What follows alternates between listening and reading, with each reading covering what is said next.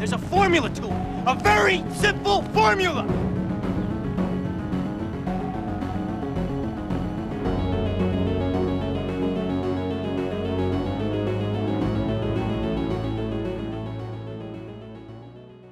Hello everyone, and if you are watching this on the day it is released, happy Halloween, and I hope you're having a fun and safe Halloween.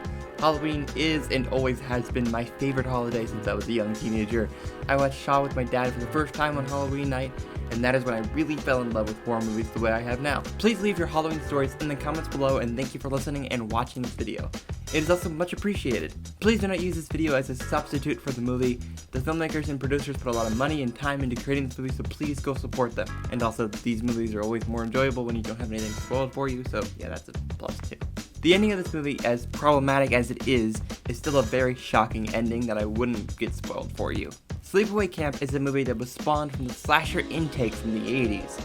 While I cite this movie as being one of my favorite slashers from the early days of B-rated slashers, I do think it has become somewhat of a cult classic, which I think is absolutely deserved of this movie. I'm super excited to show it to you guys, and hopefully you guys will go watch this movie. It absolutely deserves this money spent on it for the care and craft that went into this. Also, the ending of Sleepaway Camp is better without it being spoiled for you, so if you can do that, please do that. Without wasting any more time, let's get biting.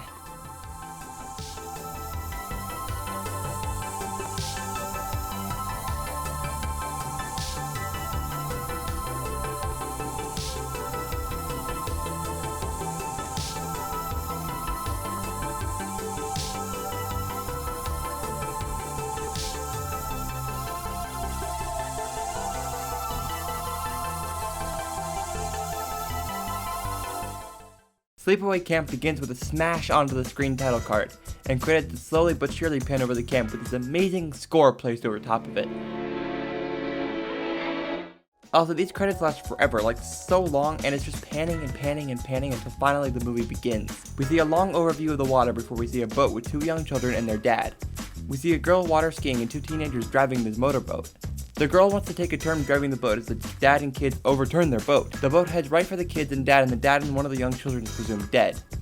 With the creepy intercutting of the girl who was water skiing screaming, really sets this tone as incredibly dreadful. We are cut to 8 years later. We then meet Ricky, Angela, who are cousins, and we meet Ricky's mom, Angela's aunt.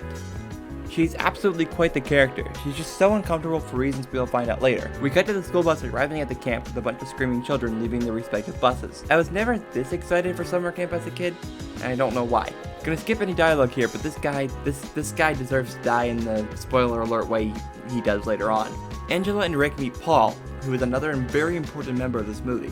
Angela and Rick look around the camp and see Judy, the bully of the movie. Rick drops Angela off at her cabin and we get some Judy and Rick relationship problems, which is so funny to me.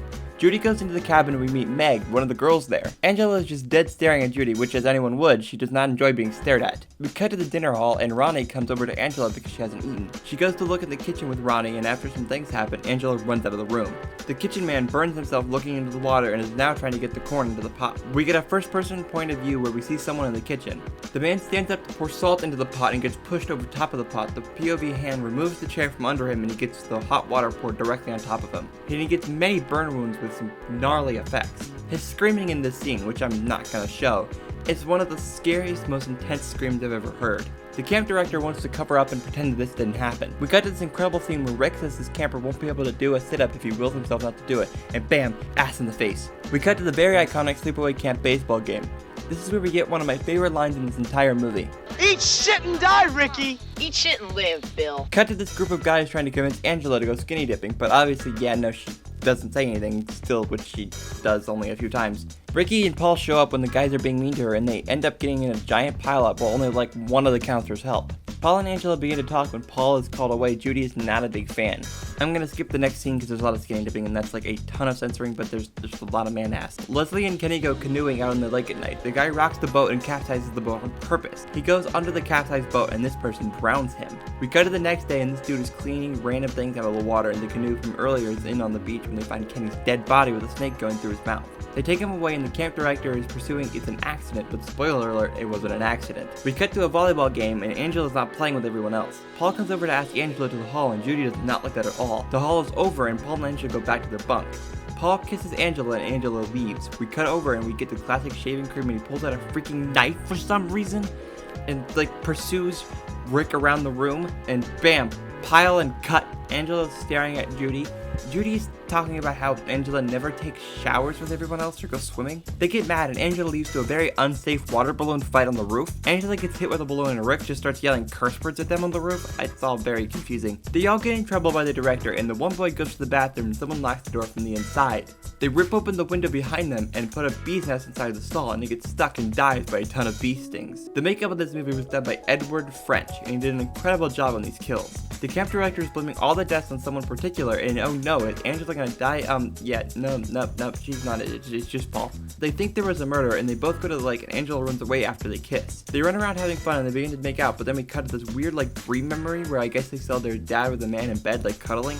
And the boy just points at the girl on the bed for a while and then Angela runs away. That scene was always confused me more than it probably should have, but I just like don't understand why that was included. They cut and Angela and Paul are like kind of fighting, but then Judy comes around and tries to talk to Paul. Ricky and Angela go through the woods to try to win the game they're playing, but then Angela finds Judy and Paul kissing in the middle of the woods. We cut, and Paul is trying to tell Angela to let them get back together. That's when Judy comes over to try to get Angela to go swimming. That's when the other girl picks up Angela and throws her into the water. Ricky gets stopped by the camp director thinking he was the killer. We cut to all the counselors discussing their night activities. The director is planning to have dinner with one of the counselors. She goes to take a shower and gets stabbed through the shower wall. We cut to this other counselor who is going out to the woods to spend the night for a bit. The counselor then leaves the other kids to take one of them away, and the killers then kill some of the children but none of the scene. Judy's in the camp with the boy when the camp director finds the body of the counselor. He thinks it was Ricky, so now he's hell-bent on finding him. Judy is straightening her hair in this shot, which is just looks really weird. Then the killer punches Judy and takes her hot hair straightener. And shoves it up the yen-no area. God, ow. The counselor in the woods comes back and finds the bodies of all the kids. The camp director is like trying to kill Ricky or something. It's so confusing and weird looking. He goes into the firing range before getting shot with an arrow. The cops come and they find that Paul, Ricky, Angela, and Judy are missing. We see that Paul is by the beach when Angela comes by. We cut, and after some searching in the woods, the cop and a counselor find Ricky barely conscious but not dead. A different counselor finds Meg. We cut, and two counselors are looking for Angela and Paul, and they hear singing. Angela is rubbing Paul's hair with her hand, and then we cut to a flashback, where this movie starts to get iffy to me. Where we see that the aunt from earlier did not want a boy, instead a little girl, and forced Angela to be a little girl. We see that Angela has then decapitated Paul, and we then get to this crazy face, and then the movie ends.